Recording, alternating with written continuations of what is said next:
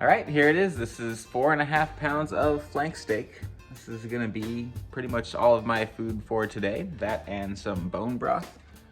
There's tons of nutrients in bone broth, and makes a great pre-workout too because it digests so easily. So like I don't feel bloated, and it's got a good amount of protein in it, a good amount of fat in it, lots of gelatin, and I put a lot of this stuff in it.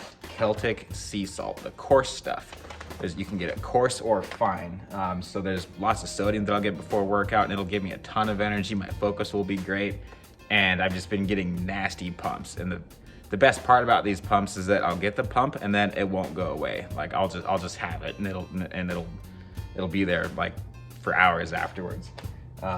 So this is all dry brining right now in this Celtic sea salt. I like to put it on before I tenderize it because these big chunks of salt, it just like pounds them into the steak. Other than that, usually what I do before workout too is take like a couple raw pieces of steak and I'll either eat it just like raw. This is halal, and so this is like really, really good quality steak. Which brings up one of the biggest objections is like, well, doesn't that get really expensive? We actually get this stuff for like $4 a pound because of our meal prep company. So we basically like have an in with some food suppliers to get really high quality steak. So that's just kind of how we go about doing it. But anyway, I'm not worried about eating it raw at all. I think it tastes better cooked, but certainly it feels like it digests better if I do eat it raw. So sometimes I'll just take a bite or two before a workout, and just that little bit of protein along with the bone broth sets me up for a good hard workout. So this is meal one, pre-workout. I'm gonna down this while I'm working, and this is bone broth from the store. So I just like to mix the cold stuff with the super hot stuff, and then it's ready to eat by that time. Just like that. All right, getting into the workout now after having a good cup of bone broth and a couple sugar-free energy drinks. Not worth tracking my calories on those because there's like hardly any calories in it. So I like to let all that settle in my stomach for a good hour or two and do all my office work. And then did something different for back and biceps today. I'd like to every now and then throw them a curveball and do some bicep curls before doing like some chin-ups and some rows and pre-fatigue them. So that's always a good challenge. Then I was throwing in some tricep extensions as well to get a good pump between sets. And the pump is just great. Like all that extra protein, when you eat 400 grams of protein, your body does not need that much. But what happens is all that extra protein, say maybe like 150, 200 grams of it, all gets converted to glycogen and glucose through a process called gluconeogenesis. So it feels like you are on a high carb diet. Like it feels like you're eating carbs. It's different than keto.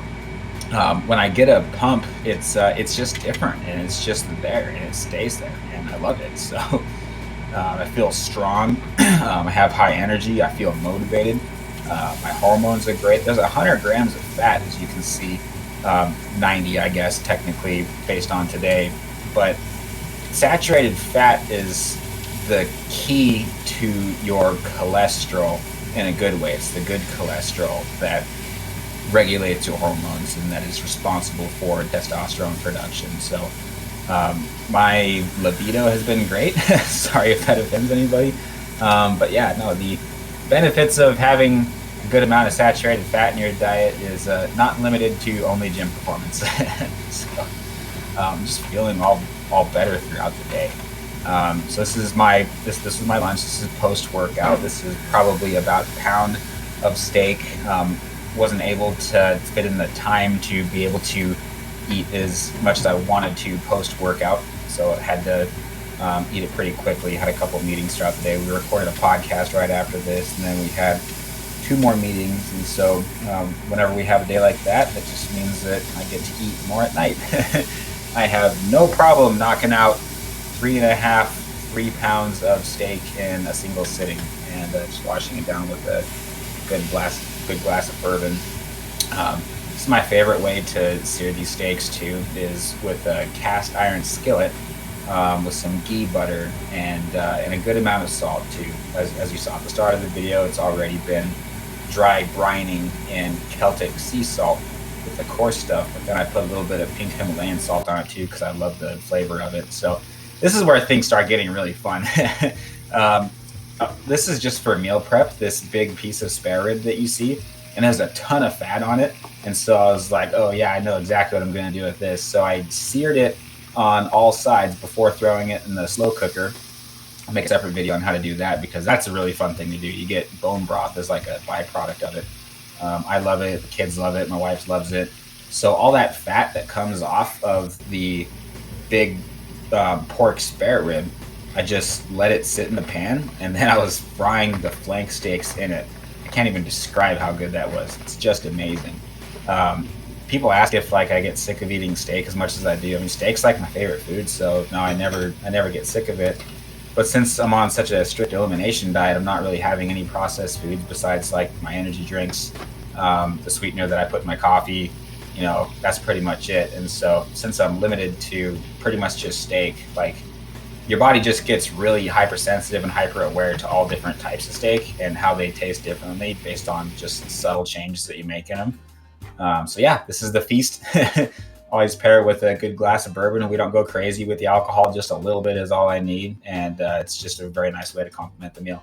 Hope you liked it.